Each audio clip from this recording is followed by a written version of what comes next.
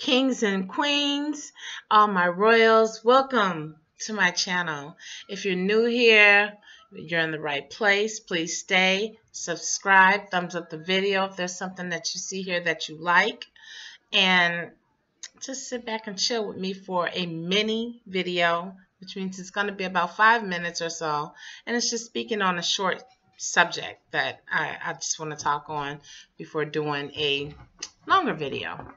We have company. We have Lucky Osiris right here next to me, so in case you see a little head pop up, that's my dog. Okay, let's get to it. I'm talking about sexy dreads. Yes. I'm not talking about myself. I'm just talking about sexy dreads in general. One thing that can bring about sexy dreads is, first of all, cleanliness. Making sure that your hair is clean. Make sure your Nattys are clean.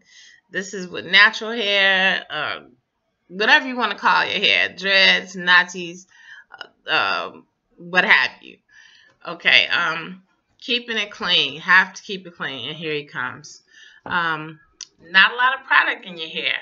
A lot of product sitting on your hair is never a good thing, because that brings about debris sticking to your hair and all of that, and it's nothing sexy about dirty hair. So not having a lot of product in your hair.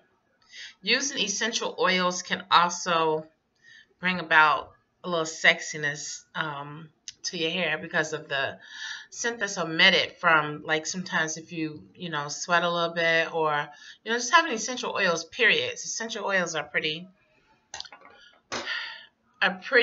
strong, not strong, but I mean, like, you can smell them without having to spray like a bottle of like some perfume or something on you. You could just dab a little bit here, in your pressure point areas, behind your occipital bone, just, temples, top of the head, occipital bone, back of the neck, behind the ears. And that kind of brings about, some sexiness to your Nattys. Also, embellishments, and I just thought about this because I forgot I had a few little embellishments in my hair, and I added a couple more today. These are wooden beads. You can see I just got these today, but I forgot that all of my other embellishments had not broken off or fallen off, and these are wood beads as well, just in a darker color. And I had a lot of these, I used to wear a lot. And I had a red one somewhere. Oh, here's my red. It's a small one, and it slides up and down. It's wood, so it's not like stuck, or it's not like water can't go through if I pull it up and down. It's a darker one, and this is one of the latest wooden ones I have. Dreadlock 23. He's a person, I'm not sure if he still has this on his channel, but he has a website. Let me see what his website is. mynaturalroots.com. And he had some bamboos that he was just, carving out, cutting up, and everything, and they're beautiful. Bamboos are very beautiful. So he was making those for your hair. Also, I think he has some other embellishments and stuff on his channel. I thought about it because I seen one of my sisters, one of my queens, and she had just like a lot of pretty embellishments in her hair. I was like, that's the way of keeping it sexy and simple. One or two here. I have one of my, I call this my bang. I have one right here. And I mean, just adding a little bit can do a lot, it shows off my little gray area, as well as if I had like maybe some wood beads with the color of maybe something I have on. I'm just saying, different things that you can do. Also, what I used to do, I used to use polymer clay and used to make different embellishments and stuff. Make jewelry. I used to make jewelry from polymer clay, and some of the things that I made from polymer clay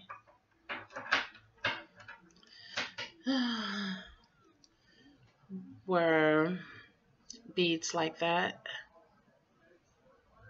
which would have been nice. I mean, these are actually made for a necklace, but you know, if you could see, you could imagine how that would look on a Natty.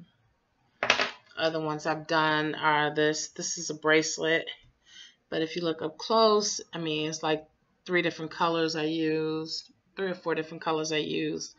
And I mean, it's just limitless to what you could do with the polymer clay to make different sizes and shapes of embellishments that you can put on your Nattys. So these are some ways that you can enhance and make your Nattys a little sexier or so. And one thing that I truly love that you can do is just when you come up out of your sleep cap, or if you come up out of your satin pillowcase, just however your hair falls, fluff it up a little bit, whatever, and just go about your day. Don't do anything. Just the way it naturally falls, the way it naturally is, should be fine. However it comes out of the pillowcases, the satin pillowcases, what I wear, is enough. So those are just a few tips in enhancing and embellishing and, you know, creating sexy Nattys. I always leave you with a thought for today. My thought for today is something that's important. It is the seed that we plant into our children. It's what's going to flourish and grow. You can't sit back and expect a child to, you know, be great and be happy and be just everything if you steadily plant deadly seeds into them. If you're planting seeds that are just duds, that means you watch your language, watch how you talk to other people, watch the things that your children hear you saying to other people as far as your child's mother, your child's father, grandparents, whomever. There's no way that a child that's raised hearing you curse them out at the age of 3, 4, 5, that they can sit back and be confident if you're steadily cursing them out and calling them names and this, that, and the other, or them hearing you call people in your family or your so-called mate or whomever, you know, negative things, derogatory stuff. You put derogatory things into your child, expect derogatory things to come out. Expect to be going up to the schools and stuff and paying the teachers and the principal and the deans a visit. And I'm saying this because I saw a child run out of the school the other day at my little goddess's school, and it was on a Friday, and it was like a beautiful day and everything, and he was the first one out of the school, him and his buddy, and he was like, and I'm not going to say the words that he said because it was horrible. He was like, you know what time it is? The N-word. And his boy was like, no, what time is it? And he was like, it's time for me to kick. And I'm going to leave the child's name out. Or let's just say Devon or whatever, just for because it's a name that popped up in my head. It's time for me to kick Devon's ASS. And I was like, wow, where did he get that from? I mean, in Chicago, our children are in school for 8 hours, so a lot of stuff comes from school. But my child goes to the same school, and she knows better than to open her mouth and say something like that. It's because I teach her at home that that's not right to do, and then when she goes to school, you know, hopefully that stays with her because I'm constantly repeating it, and we won't have those issues. So just remember, the seed that you plant today will surely show you in the future what you will get. Negativity begets negativity.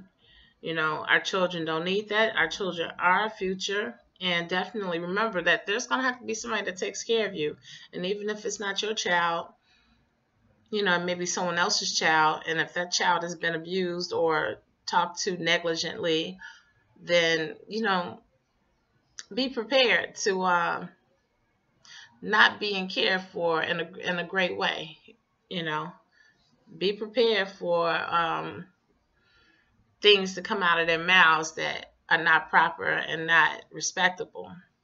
We have to really, really, really, really, really be careful of the things that our children hear us arguing.